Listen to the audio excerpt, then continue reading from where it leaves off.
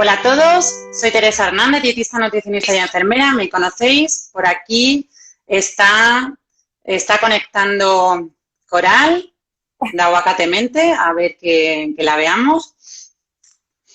Mientras os voy a contar que vamos a hacer un directo cortito. Lo que pretendemos es daros unas pinceladas de toda la revisión que hemos estado haciendo con la intolerancia a la fructosa, que es un tema apasionante a la vez que complejo. Y hola. Hola. ¿Qué tal? Y que dentro de que aquí vamos a dar unas pinceladas cada una de nosotras, después dejamos unos 5 minutitos para algunas preguntitas que nos podáis ir o queráis ir haciendo y vamos a colgar el vídeo que ya lo avisaremos la semana que viene en nuestros perfiles de Instagram, lo colgaremos en YouTube, que ya lo tenemos grabadito y todo, solo falta pues ponerle un poquito de eso, de brillantitos. Bueno, Coral, hola, ¿qué tal? Preséntate. Bueno, pues como ha dicho Teresa, me llamo Coral y soy dietista y graduada en psicología. Y venimos a hablar hoy de intolerancia a la fructosa, ¿eh? Que cada vez hay más. Cada vez hay más y mucha que hay que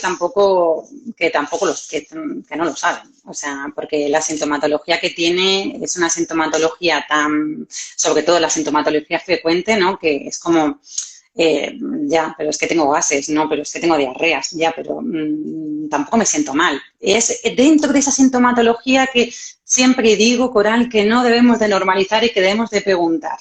¿Qué es lo que me pasa? ¿Qué es lo que tengo? ¿Y qué es lo que tengo que hacer aquí? ¿No? Pues ir al digestivo o ir, evidentemente, a un dietista nutricionista que te pueda orientar en qué es lo que te puede estar pasando y podamos hacer prescripción de pruebas. Pero bueno, intolerancia a la fructosa.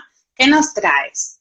Tráenos qué es para ti lo más importante. Bueno, sabemos que, empieza. Espera, pequeña introducción. Intolerancia a la fructosa. Para todavía los que os coge un poco y no sabéis lo que es. La intolerancia a la fructosa es una patología que está provocada por un problema en el metabolismo de la fructosa.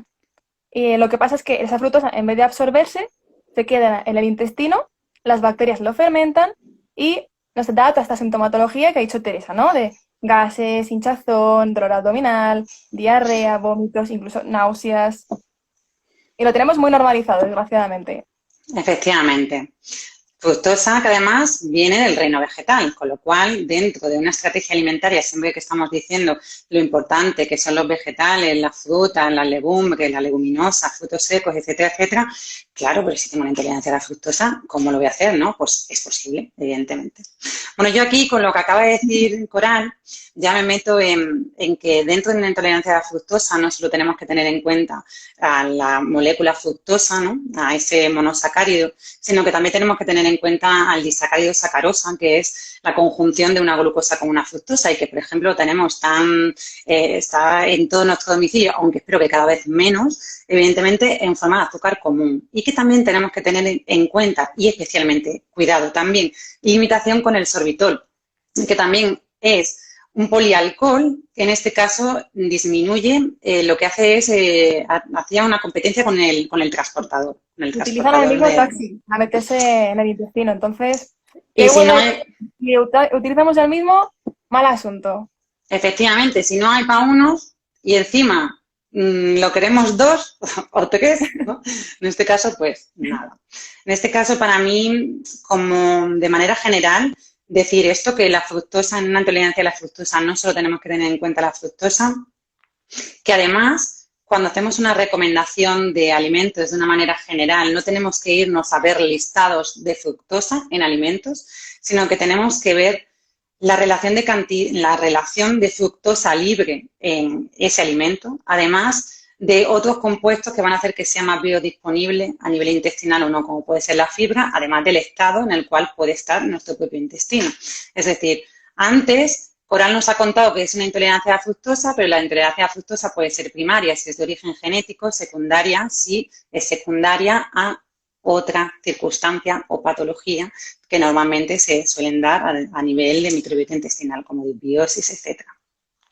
Y ya simplemente, y dejo a Coral, decir que a partir de esta generalidad, de estas recomendaciones generales en cuanto a alimentos que hacemos en base a la cantidad de fructosa libre en relación también a la cantidad de fibra, de manera general hay que hacer, desde luego, una individualización para cada persona y hacer así la estrategia de intolerancia a la fructosa. Eso es. ¿Tus consejos, Coral? Pues, es verdad que depende muchísimo de cada persona porque depende muchísimo del estado de ese intestino y depende del estado de ese intestino, depende de nuestra intolerancia a la fructosa. Hay diferentes grados, hay personas que se pueden permitir tomar 2 o 3 piezas de fruta sin problema al día y hay personas que no y que tenemos que ir con mucho más poco a poco, con mucho más cuidado. E incluso un mismo alimento puede sentar mucho peor en una persona que en otra. Entonces, justo, hay muchos factores, no solo la fructosa, es el sorbitol, es la fibra y es tu intestino principalmente. Y hablando de intestino, es verdad, hay una causa genética, pero la mayoría de los casos lo que suele ser es que efectivamente factores como estrés, mala alimentación, medicamentos, lo que han hecho es destruir un poco la flora de ese intestino, afectar a esa mucosa y como consecuencia pues tenemos esa intolerancia a la fructosa. Por tanto, el origen y la causa que realmente, aparte de la alimentación, tenemos que atajar es intervenir en ese intestino debilitado. ¿Cómo podemos intervenir en ese intestino debilitado? ¿Cómo podemos fortalecer esa microbiota y empezar a revertir esa intolerancia a la fructosa? Pues primero, enzimas vegetales, ¿vale? Enzimas vegetales que nos ayuden un poco con la digestión. ¿Dónde podemos encontrarlas? Las podemos encontrar efectivamente en suplementos, que muchos os sonarán la bromelaína y la papaína, que son la enzima de la piña y la enzima de la papaya, o directamente en la piña y la papaya. Podemos acompañar nuestras comidas de este tipo de frutas, de jengibre, de infusión de jengibre, aparte de tomarlo fresco. Normalmente, incluso 10 minutos antes de las comidas es interesante, por ejemplo, comer unos cachitos de piña. Eso para facilitar un poquito la digestión. Luego, como segundo truquito, tenemos que recuperar esa mucosa intestinal, ¿no? La mucosa nos protege de toda la acidez, de muchas molestias, entonces hay que intentar restaurarla. ¿Cómo podemos restaurarla? Pues con otros alimentos que vayan dirigidos a eso, como por ejemplo la avena, la chía o el lino. Estos alimentos, cuando entran en contacto con un líquido, como por ejemplo con bebidas vegetales, lo que liberan es una gelatina que se llama mucílago y es muy buena para recuperar toda la mucosa del tracto gastrointestinal. Entonces lo que va a hacer es como un efecto como pomada, como si nos echásemos aloe vera en una quemadura. Así que estos alimentos serían muy interesantes, ¿no? Por ejemplo, porridge o pudding de chía mismamente, que está muy de moda en Instagram ahora. Y luego ya, pues como último paso, ¿no? Que tenemos esa microbiota, esa disbiosis normalmente, ¿no? Que no está en equilibrio, que hay más bacterias malas que buenas, que tanto cuantitativa como cualitativamente ha habido un desequilibrio. El recordatorio de Instagram, que me recuerda que llevo más de 40 minutos ya hoy. Naturaleza y menos redes sociales. En este tendríamos, por ejemplo, que incluir alimentos que nos fortalezcan esa microbiota. ¿Cómo cuáles? Los probióticos. ¿Lo hay en suplementos? Lo hay en suplementos, pero los tenemos también en alimentos. Alimentos fermentados. El yogur, el kéfir, la kombucha, el tempeh, los encurtidos, hay un montón. Así que desde luego son fáciles de implementar.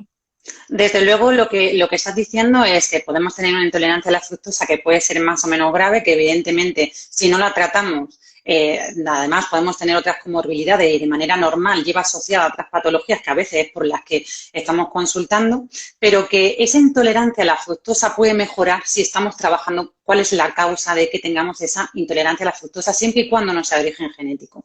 Y aquí hay que trabajar, como está diciendo Coral, el intestino. De una manera natural y con suplementación natural, sintética, o sea, cada persona es un mundo y como todas y cada una de las estrategias. Y lo que os traemos aquí, Coral y yo, no es una lista de alimentos de quítate esto porque tú tienes una intolerancia a la fructosa, sacarosa y sorbitol. No te estamos trayendo eso, porque dentro de esa lista, de esa generalidad, hay que ir viendo de dónde viene tu base, es decir, cuál es tu estado a nivel intestinal y empezar a trabajar y ver cuál es el nivel de tolerancia y, por tanto, llegaremos a un tipo de progresión o diferente grado de intolerancia a la fructosa. efectivamente. Me parece súper interesante, además, lo que acabas de decir de las enzimas vegetales, que eso también todas aquellas personas que tengan digestiones pesadas o que tengan digestiones lentas se pueden ver beneficiados. Así que Septi me parece que es 100% para coger, así que por ahí lo dejo. Yo, por mi parte, recalcar con todo esto que hemos hablado que la intolerancia a la fructosa secundaria puede ser secundaria a muchas cosas, pero sobre todo nos va a traer probablemente de base una disbiosis intestinal o otro tipo de diagnóstico, vamos a llamar, a nivel intestinal, que también pueden estar influyendo en nuestra salud hormonal, en nuestra salud inmunológica, en nuestra salud emocional, etcétera. A veces consultamos por diferentes motivos y encontramos este diagnóstico, ¿no? A partir de esta generalidad, como hemos dicho, ¿no? A partir de lo que sabemos, del marco teórico y a partir del campo donde vamos a actuar, del terreno, hay que individualizar. Hay que hacer una estrategia guiada para esa persona y que sea una estrategia de vida. Porque una intolerancia a la fructosa no nos mata aquí y ahora, evidentemente, pero nos puede dar muchas complicaciones. Sin embargo, si tú la trabajas de una manera continuada, te puedo asegurar que, vamos, bueno, Coral está aquí también para contárnoslo, que se pueden hacer estrategias nutricionales muy variadas, donde no estemos prescindiendo de todo el reino vegetal, y por reino vegetal hablo de todos los que ya he hablado antes, que sean equilibradas para esa persona y que nos aseguren la salud. Así que, como 3 tips fundamentales para mí, hay alimentos no recomendados, ¿vale? Pero hay que trabajar sobre el conjunto de la dieta, es decir, fuera mitos de este alimento es malo, hay que trabajar sobre el conjunto de todo, hay que trabajar el origen, en este caso mayoritariamente secundario, la intolerancia a la fructosa, hay que trabajar el origen, no se pueden separar, y hay que hacer estrategias de vida, es decir, esto es a largo plazo y tenemos que ser consecuentes y ser conscientes de eso. Por mi parte. Eso es, implementar buenos hábitos y empezar a trabajar esa tolerancia a la fructosa, que no. No es que no vayamos a comer de nada, no, para nada. Tenemos que ir probando y tenemos que ir probando en cada persona cada alimento. Pero con pasito a pasito se consigue, simplemente es un proceso y hay que armarse un poquito de paciencia, eso es todo. Literal. No sé si quieres decir algo más, Coral. Bueno, y en esa implementación de hábitos saludables, muy importante mirar siempre el etiquetado nutricional de todo lo que comamos y suplementos y medicamentos incluidos, ¿vale? Porque muchas veces como excipientes incluyen sacarosa, ¿vale? Incluyen sorbitol, incluyen fructosa y eso obviamente son lo que nos está provocando esa intolerancia, ese problema. Entonces, las etiquetas también de los medicamentos y los suplementos, que no se nos olvide. No sé si alguien quiere hacernos alguna pregunta con respecto al tema. Mientras ya estamos cerrando, si nos las queréis ir dejando por escrito, las contestamos. Yo creo que la intolerancia a la fructosa es algo que es bastante frecuente en cierto grado. Y más en la cuenca del Mediterráneo y más no meto teorías higienistas ni alergias alimentarias, no me meto en otras historias, pero simplemente por factores como estrés, contaminación, cambio de alimentación y dentro de ese cambio de alimentación existe una alta, gracias a la vida, ¿no? A una alta presencia todavía del reino vegetal en la cuenca del Mediterráneo. Yo en mi experiencia es bastante frecuente determinados, o sea, grados leves de intolerancia a la fructosa sin que nos enteremos prácticamente. Y que seguimos viviendo y seguimos comiendo. Dentro de marcos que a lo mejor de diagnósticos como por parte de profesional sanitario, como a lo mejor un colon irritable. No es que tengo un colon irritable, pero como no da guerra o no da... Pero, ¿qué es lo que hay detrás? Porque ahora mismo no hay guerra, ¿no? No da guerra, pero vamos a revisar. Los síntomas no son normales. La sintomatología la damos por normal y nuestro cuerpo nos habla. Entonces, actuemos, ¿no? No es normal. Normalizada, justo, ¿no? Que vemos un montón de pacientes con migrañas y vaya, lo que tienen detrás es un problema de déficit de DAO, a lo mejor. Y es algo que tenemos súper normalizado y muy incapacitante al mismo tiempo. A la vez que la dismenorrea, el dolor en la regla, el dolor en ovulación, el dolor. No, venga, me duele algo y me tomo un El dolor no paracetamol. es normal, No es justo. normal, efectivamente. Pues tampoco un estreñimiento, tampoco una migraña, tampoco unos gases, que parezca que tienes un niño, tampoco una diarrea, entre otros, ¿no? Entre otros. Hemos aprendido a vivir con esos síntomas sin prestarle atención porque no nos matan, no nos hacen, venga, hasta luego. Y porque tampoco nos cuidamos y somos nuestra última prioridad. Pero bueno, eso ya da para otro directo, ¿eh? Muy El tema de importante, muy autocuidado importante, y rol de cuidador. muy importante. Bueno, pues yo por mi parte, si no hay ninguna pregunta, no sé si yo me doy por servida, si no quieres contarnos algo más, nos iremos viendo por aquí. Yo creo que ya lo hemos dicho todo en un vídeo que estamos grabando para YouTube, así que ya os lo pasaremos cuando lo tengamos, si queréis ampliar un poquito más de información. Y yo también por mi parte, finiquitado. Y siempre que tengáis dudas, consultad. Siempre que tengáis dudas, consultad. Es muy importante, o sea, hay muchas herramientas a nuestra disposición. Consultad, ¿vale? Bueno, pues feliz fin de semana. Pues encantada de que me hayas invitado a esto, Teresa. Muchas veces, muchas veces, Y la que nos queda, no, hombre. efectivamente. Feliz fin de semana y hasta la siguiente. Venga, un besito. Adiós. Si queréis dejar alguna pregunta que después la contestemos, también la podemos contestar a posteriori. Adiós. Chao.